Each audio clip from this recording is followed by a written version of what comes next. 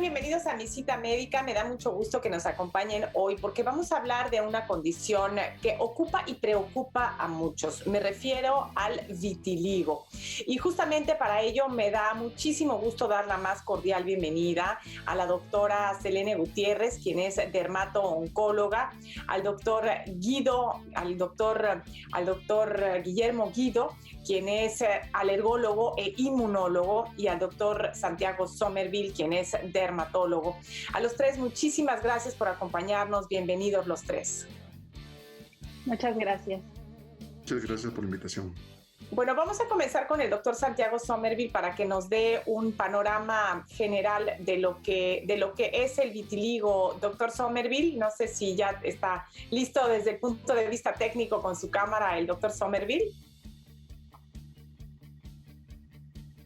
Bueno, doctora Gutiérrez, ¿nos podría explicar qué es el vitiligo, por favor?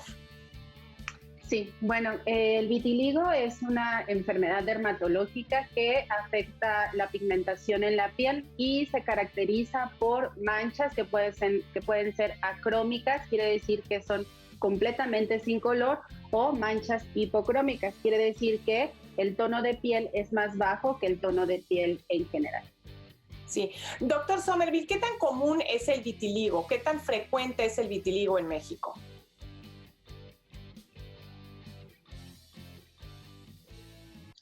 No, creo que el doctor Somerville no se escucha. Doctora Gutiérrez, platíquenos qué tan común es este problema.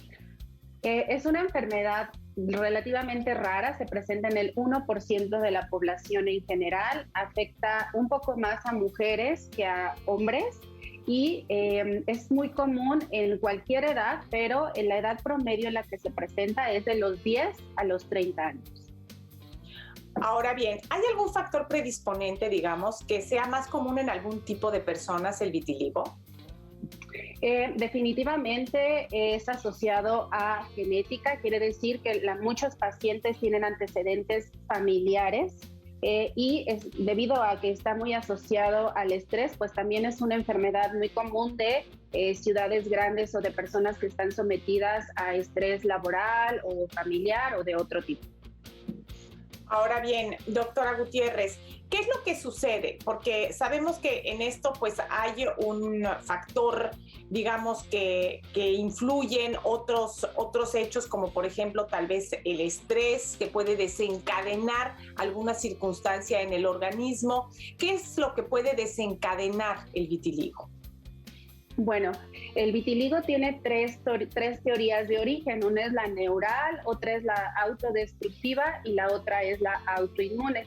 Hablando de la teoría neural, es la que se asocia a periodos de estrés y puede aparecer entonces cuando una persona tuvo algún duelo después de una pérdida familiar. En esta época pues es muy común. Puede aparecer también después de que alguien perdió su trabajo o que está en etapa de estrés laboral en general o personal.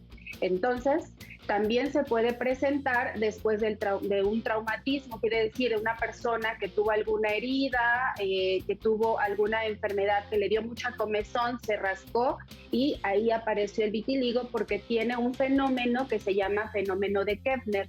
Esto quiere decir que el vitiligo aparece en zonas de fricción o donde hubo trauma localizado. Doctor Guidos, platíquenos un poquito de la parte autoinmune. ¿Qué es lo que sucede a nivel de nuestra inmunidad? Y vamos a abordar este tema regresando de una pausa con el doctor Guidos para entender un poquito qué es lo que sucede en el cuerpo de una persona que tiene vitiligo.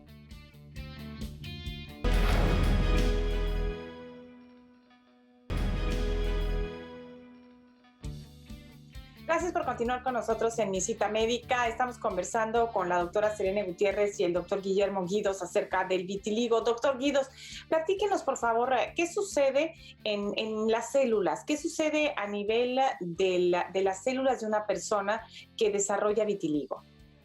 Muy bien. Bueno, el vitiligo, como muy bien lo mencionó la doctora Gutiérrez, es una enfermedad multifactorial. Existen múltiples aristas que estos pueden llegar a afectar al individuo como tal. Se ha considerado recientemente que el vitiligo, la parte inmunológica, es pilar fundamental en el daño que genera en las células. Recordemos que estas células tienen un nombre, se llama melanocito, que es el que da la pigmentación o el color a nuestra piel, ¿verdad? Inclusive si somos de tez clara o de tez oscura o de tez morena, vamos a tener estas células que son las que le dan la pigmentación. Existen acercamientos a lo que mencionaba muy bien la doctora Gutiérrez, de este estrés que genera en la célula. Cuando una persona se encuentra estresada, genera un estrés generalizado en todas sus células, y una de estas teorías o de los acercamientos actuales inmunológicos es que este estrés actúa directamente sobre esta célula llamada melanocito y empieza a generar una destrucción de ellas por factores tanto endógenos como exógenos. Dentro de los factores exógenos, como muy bien se mencionaba, los traumas, que es un estrés como tal a la célula, por eso en las zonas de fricción y en algunas personas en las zonas de cara, barbilla, cuello, que también son áreas donde puedan generar mayor estrés metabólico, pudiesen generar alteraciones en la sobrevida o en el tiempo de vida de esta célula. Puede destruirse de forma muy acelerada o que su vida sea más corta, y podemos tener los diferentes tipos de vitíligos que se presentan, pero a su vez también existen factores endógenos, es decir, factores propios de las personas, como las enfermedades autoinmunes. Hay enfermedades asociadas al vitiligo, entre ellas lupus eritematoso sistémico, los factores de tiroides, que están muy frecuentemente asociados a vitiligo en la actualidad, y quizás los médicos clínicos, los especialistas clínicos tendrían que dar ese enfoque de buscar también otras alteraciones, porque no es que la célula empiece ese deterioro progresivo simplemente por un factor al azar, sino que muchas veces hay un trasfondo inmunológico, y entre ellos, claro, afectan factores genéticos, factores familiares, factores hereditarios y factores personales como tal. A nivel genético, ¿qué es lo que sucede, doctor? A nivel genético se ha visto asociación entre linajes familiares donde existen genes asociados, es decir, personas que tienen esa de forma hereditaria. Cuando nosotros nacemos ya venimos prácticamente con toda nuestra información genética. No toda esa información genética llega como a traducirse, es decir, como a expresarse en algún momento de nuestra vida, pero nosotros ya tenemos ciertas alteraciones o ciertas tendencias. Hay personas que se ha visto que hay genes candidatos, ese es el nombre que reciben, y estos genes candidatos, si en mi linaje familiar lo tengo y tengo factores de riesgo, pudiese desarrollarlo en algún momento de nuestra vida. Es decir, el factor genético no hay que perderlo, pero tampoco podríamos decir que es el único factor. Por eso hablamos de esta multifactorialidad. De la genética y la epigenética, ¿no? Con lo que viene el ser humano y el ambiente que lo rodea, que va a afectar también el comportamiento y la expresión de estos genes, finalmente, ¿no?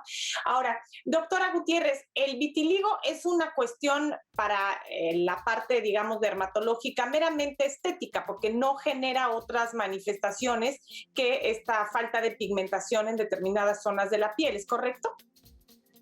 Sí, de hecho es el motivo por el que algunos pacientes acuden a consulta, y es una vía por la que nosotros podemos diagnosticar o referir, por ejemplo, a un endocrinólogo, porque si la paciente inicia manifestaciones de vitiligo, el endocrinólogo se encarga de buscar si esto está asociado a alguna tiroiditis. Pero hablando de enfermedad, pues solamente afecta la piel y las manchas son completamente asintomáticas. Vamos a hacer una pausa y vamos a regresar para hablar acerca de lo que se puede hacer y la investigación que se está realizando en torno al vitiligo.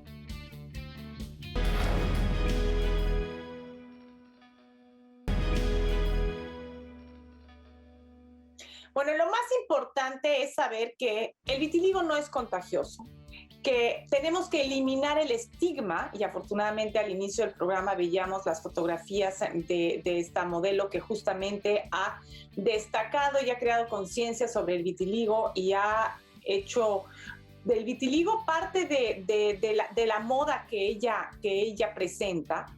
Y en el caso del vitiligo, además, pues hay que ver qué es lo que se puede hacer, doctora Gutiérrez, para mejorar justamente, para que el vitiligo no siga evolucionando, o bien, pues para también mitigar un poquito la parte estética. ¿Qué es lo que se puede hacer? ¿Cuál es el manejo de una persona con vitiligo? Bueno, actualmente hay muchas opciones de tratamiento. Definitivamente los pacientes deben de evitar friccionar la piel, tallarla, usar ropa ajustada, porque todo esto activa este fenómeno de Koebner, que es que aparecen más lesiones. Entonces, eso es lo que tienen que hacer en su casa. Incluso el uso de collares puede activar esta respuesta y hacer que aparezcan manchas de vitiligo. Ahora tengo una paciente que es anestesióloga y apareció vitiligo porque se está lavando las manos todo el día, obviamente, entonces apareció más en las manos.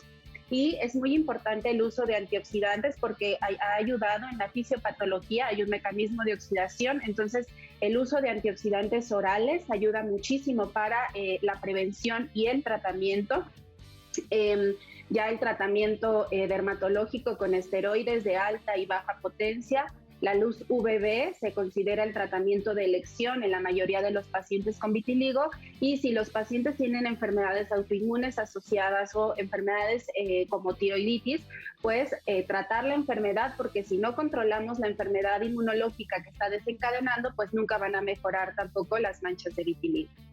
Claro, y usted menciona la radiación UVB, entonces en estos casos, al no haber melanina, ¿no existe algún riesgo de que esta persona vaya a desarrollar alguna lesión maligna, algún tipo de cáncer? Sí hay. De hecho, es por eso que se están buscando nuevas terapias como el implante de melanocitos, los microinjertos u otro tipo de tratamientos, porque sí, puede desencadenar después carcinoma epidermoide principalmente. Doctora, y en el implante de melanocitos, de estas células que son las que producen el pigmento de la piel, ¿sería, digamos, del propio paciente de otras regiones del cuerpo donde no tiene vitiligo o sería de otra persona? Hay de todo tipo de opciones. Nosotros lo que generalmente hacemos es tomar punch o sacabocados de 1 milímetro y lo ponemos en las zonas, la quitamos del paciente y la ponemos en la zona acrómica, pero también hay cultivos de melanocitos fuera del paciente. Entonces podemos usar las dos opciones. Sí, porque bueno, si son pacientes alérgicos, si son pacientes que de entrada pues tienen reacciones inmunológicas, digamos, poco comunes, pues el ponerles alguna sustancia externa también podría también generar pues alguna otro tipo de problemas o no. Sí, sobre todo que el pigmento no es homogéneo al principio, sino que es un poco en parches, entonces esto estéticamente no es tan mejor opción. De hecho, cuando las manchas son tan generalizadas que llegan a afectar el 80% de la superficie corporal, optamos por despigmentar toda la piel en lugar de tratar de repigmentarla. Claro, claro. Y esa piel que está sin pigmento, pues hay que cuidarla mucho justamente del sol. Sí, definitivamente, aunque la luz UVB o las ondas UVB son una opción de tratamiento, los pacientes no pueden decir que se van a la playa como parte del tratamiento de vitiligo. De hecho, si van a la playa y se broncean, pues las manchas que no tienen color se van a notar más. Por eso no es una buena opción. Los pacientes tienen que usar bloqueador solar todos los días de amplio espectro. Si van a la playa cada 4 horas, igual que cualquier paciente, porque tiene el mismo riesgo de cáncer de piel. Y, doctora, ¿la parte de la alimentación influye? Sí, debido a que la oxidación en la piel es un mecanismo, disminuir los alimentos que causan oxidación como azúcares es un factor que puede ayudar a mejorar la piel porque disminuye la oxidación en las células. Bueno, vamos a hacer una pausa y regresamos con toda la investigación que se está realizando justamente del Instituto Politécnico Nacional en torno al vitiligo.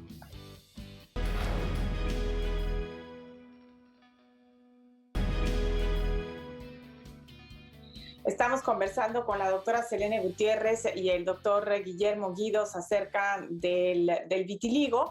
Y bueno, pues la doctora Gutiérrez nos platicaba acerca de la importancia de reducir el azúcar refinada en la alimentación, porque el azúcar es un alimento inflamatorio que pues puede propiciar justamente el vitiligo. Doctor Guidos, a nivel celular, ¿hay algo que se está haciendo en cuanto a investigación para pues tratar de hacer modificaciones, tal vez con terapia génica, para las personas con vitiligo? ¿Hay algo de esto en el mundo? Muy bien, en efecto, las enfermedades de este tipo inmunológicas y considerando al vitiligo en una de sus vertientes como una enfermedad autoinmune, es decir, donde nuestro propio sistema inmunológico empieza a destruir o atacar algunas células, que no es que sean malas, sino que existe una alteración inmunológica donde existe ese reconocimiento inadecuado y empieza en nuestro propio sistema inmunológico a destruirla. Como muy bien se ha explicado, hay muchas posibles causas. Y los nuevos tratamientos o nuevas terapéuticas van principalmente enfocadas a eso, buscar el génesis para tratar de corregirlo. Como muy bien mencionó la doctora, hay tratamientos macroscópicos como los nuevos implantes, pero también existen nuevas variantes en tratamientos. La parte génica aún está en sus inicios de investigación. Hay investigaciones que se están llevando a cabo en base a esto, hacer modificaciones para que en un futuro yo poder descubrir desde antes del nacimiento qué enfermedades puede tener susceptibilidades y hacer las modificaciones si es posible. Aún está en desarrollo y en unas etapas tempranas. Las que tienen etapas de mayor avance son estos tratamientos inmunológicos enfocados básicamente a las células o a las sustancias llamadas citocinas que participan en este desenlace final, ¿verdad? Algunos de los tratamientos actuales van muy dirigidos hacia esas citocinas. Hay tratamientos contra unas citocinas muy particulares, son estos llamados anticuerpos monoclonales, ¿verdad? Que van enfocados únicamente a esta sustancia, ¿verdad? Son tratamientos que en la actualidad tristemente están, si bien es cierto, en etapas avanzadas de investigación, los costos por el momento no son de disponibilidad universal, ¿verdad? Y quizás en un futuro cercano podamos hacer que esos tratamientos tengan mayor accesibilidad y mayor universalidad.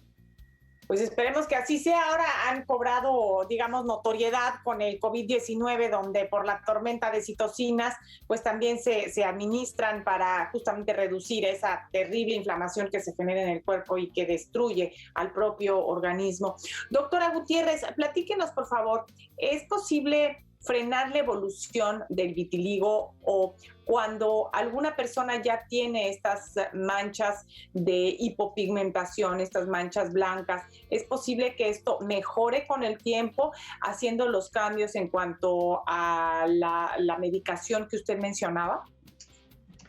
Sí, la evolución del vitiligo es realmente muy impredecible. La mayoría de los pacientes va a responder bien con los tratamientos, pero algunos pocos, y aún recibiendo tratamientos con VA, esteroides o implantes, la evolución va a hacer que van a despigmentar todo su cuerpo, o prácticamente el 80% de su cuerpo.